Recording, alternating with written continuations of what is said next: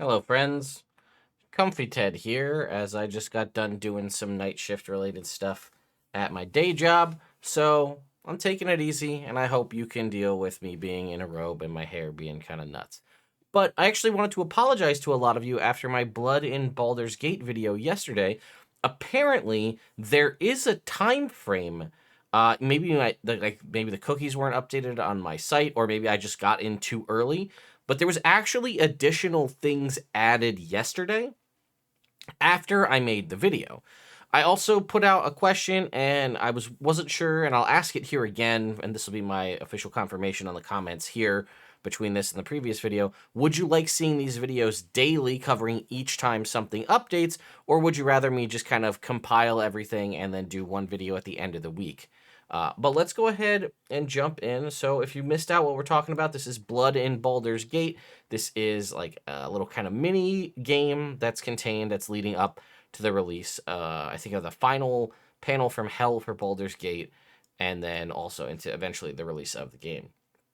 Now, we had looked around. Now, when I had checked this yesterday, these two locations here, right, Shrine of the Suffering for Ilmater and Market Street, they were not available to choose. And you can see, ultimately, we're going to skip forward in time. My face is blocking it, but there was a vote. But there was something added to the Blushing Mermaid here for the 27th of Kythorn, which was yesterday. So it says, the fellow you're after is Selwyn Levantine. He's always looking for a deal or some way to get a leg up in life to satisfy his misses. Even bartered with an off-duty Flaming Fist soldier who wandered here from the Sea Tower of Baldurin.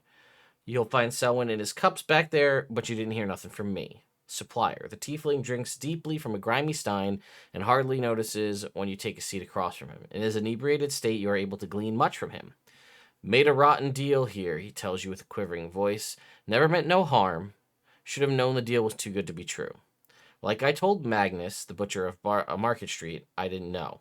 I didn't know what was really in the mincemeat and the sweetbread. Worst, I thought it would be monster bits, not humanoid. Never humanoid. Who could ever do such a thing? When the butcher found out, though, we had an awful row. I cursed him out before we parted ways, and after a few drinks here, I made my way home. Selwyn twists with remorse as he calls what came next. Then a strange man with a top hat approached me, and he began whispering awful words in my ear, promising to fulfill my heart's most hidden desires. I never would have wished that death on my own worst enemy. All I know about the one that sold me the goods is he's a Flaming Fist soldier, but he worships Ilmater just like my missus, so I figure he couldn't be half bad. Maybe someone at the Shrine of Suffering knows him. It goes by the name Rourke Stonevalor. I'd pay you if you could clear my name, once money clears from a deal I have with a shipment of goods coming into port next week. So then the options were the Shrine of the Suffering, or the Shrine to Ilmater. We saw this once before, or Market Street. And then we also had Insight Park and the Misty Court. That was the workshop that we'd heard about. And again, Insight Park was where one of the previous murders had happened. So I'm going to fast forward 2 days in time to today's update, which is 29 Kythorn. And as you can see, voting hasn't ended yet, so we will do that here at the end. So let's see what we have updated for 29 Kythorn. Silver Crescent Beach, that was yesterday. Okay, so we have the Blushing Mermaid, Blade and Stars. Looks like Misty Court was what won. If we check back on yesterday's, Misty Court won by 1%. So that is the major update. So we're going to click on that. All right, 28 Kythorn. You travel outside the city walls to find an open-air stonemason's workshop in Tumbledown. Its thatched roof keeps the rain at bay, but a dense fog obscures the sign until you are beneath it.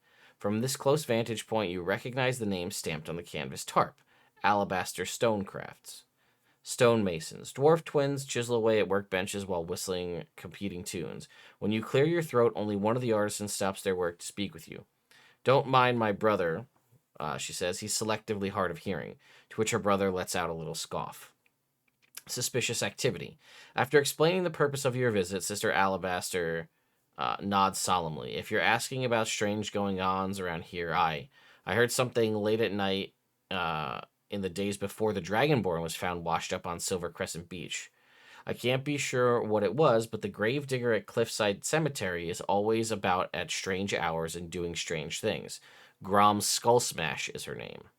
Brother Alabaster yells out, "It was either her or the ghosts." In response, she rolls her eyes and lowers her voice. He thinks the viaduct is haunted at Rivervane's entrance, but I'd wager it's just the local youngins having a laugh. Tarp.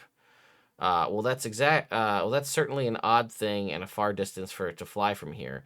Though I suppose now that I think about it, the tarp could have been carried off from the statue restoration at Cliffside Cemetery on account of someone not securing it properly. Brother Alabaster resumes his whistling. Okay, so we were given the idea to head to Cliffside Cemetery. So let's see if there's any updates there. Nothing new at the hospital. Okay, Sailor's Crossing, nothing new. Canary Lane, nothing new. Fisher's Wharf, nothing new. You never know, I just gotta check. Blade and Stars, nothing new. This is our location, Lockley Street. I don't think there's anything new here. No. Probably nothing new at the Blushing Mermaid. No. And looks like there's nothing new at Silver Crescent Beach. Okay, so now we have to vote for the next location to go to. We have up here, which is the Shrine of the Suffering, which is once again the Ilmater Shrine. We have Market Street. Again, that was where the butcher had been previously. We have Insight Park once again. I'm voting for Cliffside Cemetery. I think this sounds the most interesting. There's the most leads going here. So it says, the Dragonborn whose corpse washed ashore at Silver Crescent Beach was buried here. Perhaps you can find more information about the murder victim. So right below me here, it says vote for this location. So I'm going to click that. And I'll say yes to confirm my vote. We go back to the map and we can see currently Cliffside Cemetery is winning by over 30%. So more than likely, when this updates tomorrow, Cliffside Cemetery will be the location that we head to. I'll just check the notifications.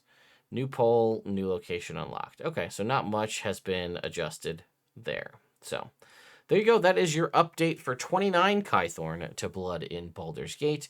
Now I know, just wait a little bit and don't log in as soon as things change because stuff may be added over time. Let me know your thoughts and opinions on what's going on so far. I think we're going to get some good stuff out of the Cliffside Cemetery, personally. But anyway, thank you all so much for watching, and I'll see you next time.